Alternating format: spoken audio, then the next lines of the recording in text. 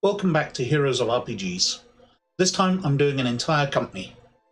The creators of the D6 system and the publishers of the Star Wars RPG, West End Games. They were founded in New York City in 1974 by Daniel Scott Palter. And perhaps this Heroes should be about him, but he has a life story far more expansive than just role-playing games. Much of the story of the company is his anyway. West End Games was named after the bar in which the meeting that finalised its founding occurred. The West End Bar near Columbia University. The company published straight wargames designs initially, including some of Palter's own designs, such as Marlborough at Blenheim in 1979, and some licensed products, such as Star Trek-based games. The company began producing role-playing games in 1984 with Paranoia. The high production values demanded by the wargames industry made them one of the few companies who could compete with TSR, and they were able to acquire the license from Columbia Pictures to produce an RPG based on the film Ghostbusters. This game, Ghostbusters, a frightfully cheerful role-playing game, formed the basis of the D6 system, which would be heavily used in many of their licensed products. Seeing the value in licensed products, they reached out to Paramount to license Star Trek, which they already had the board and wargame licenses to, only to find that FASA already had the license, and West End Games could never obtain it. In 1987, the company released their Star Wars role-playing game. Since the films had been released some years previously, and there was at the time no new media forthcoming, the success of these books came as a surprise. The game established much of the groundwork of what would later become the Star Wars expanded universe. Lucasfilm considered their sourcebooks so authoritative that when Timothy Zahn was hired to write what became the Thrawn trilogy, he was sent a box of West End Games Star Wars books and directed to utilize the background material presented within. Zahn's trilogy in turn renewed interest in the franchise and provided further sales for West End Games, with dozens of releases each year. Paranoia remained popular and further licenses were obtained and released, such as Indiana Jones, Tales from the Crypt, Tank Girl, Men in Black, and although they never released it, Stargate SG-1. The company also had amongst its staff some of the best game designers in the world at that time. Greg Kostikyan, Eric Goldberg, Jeff Briggs, Ken Ralston, and Bill Slavicsek, as well as many others. After a conflict between Palter and designers Greg Kostikyan and Eric Goldberg, those two designers left West End Games in January 1987.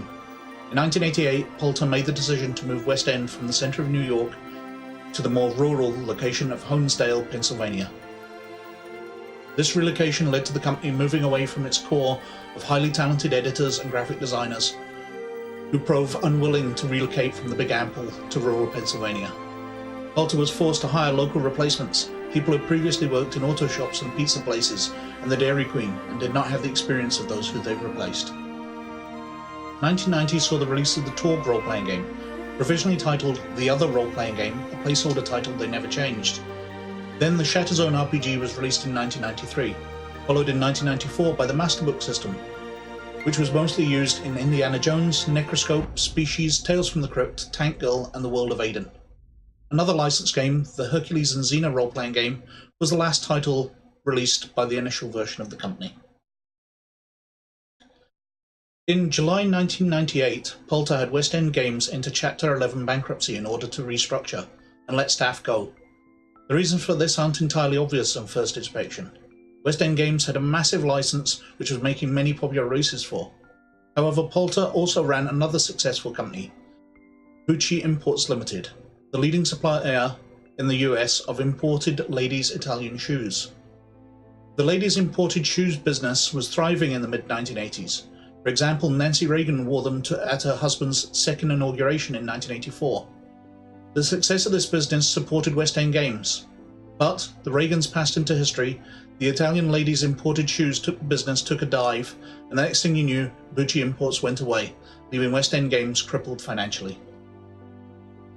As a result of the bankruptcy, Lucasfilm ultimately pulled their Star Wars license, and Kostikyan and Goldberg were awarded ownership of the game Paranoia in 2000 after a court battle with Palter.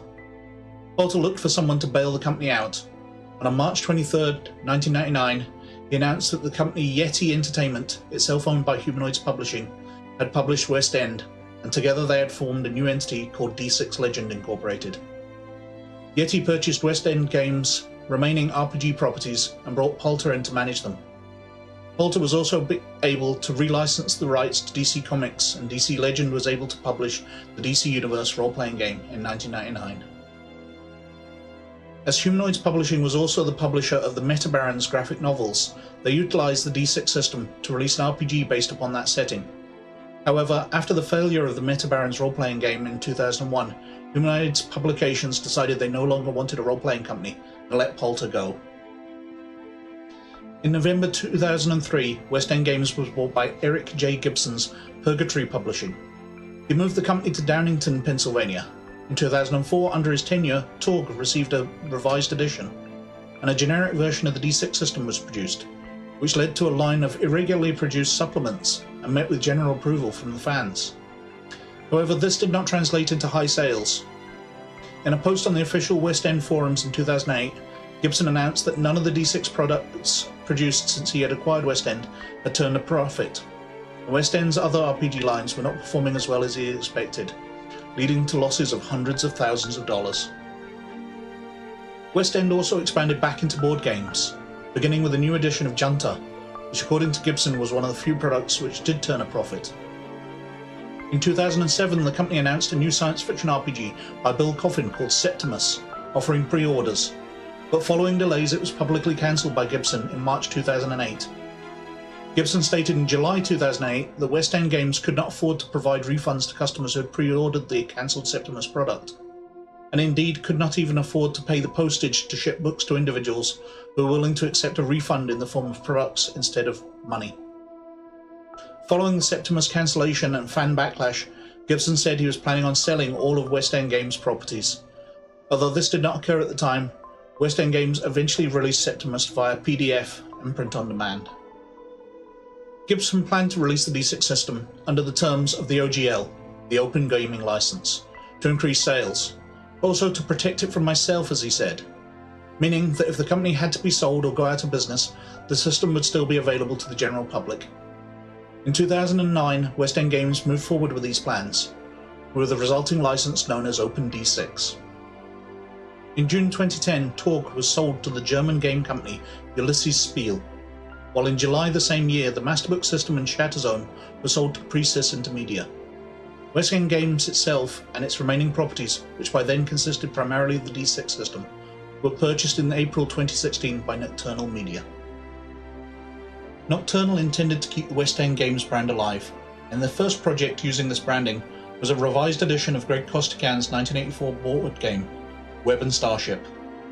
A Kickstarter was launched in April 2016 and was successfully funded, but the death of Nocturnal owner Stuart Week in June 2017 ultimately resulted in the cancellation of the project. No further West End Game branded titles have been announced since that time.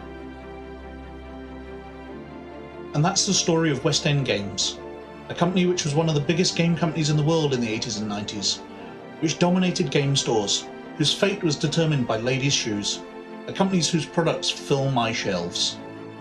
A company whose library was so large that I mainly skipped over it to avoid just listing game after game after game. Not only did they manage 3 releases of the Star Wars RPG, they also had a miniature war game based on it, as well as a space combat game. And I never got around to mentioning Blood Shadows, or the media attention that their game The Price of Freedom managed to draw with its right-wing kill the commies ethos. But many thanks for watching, like and subscribe if you like what I'm doing, and I'll catch you later.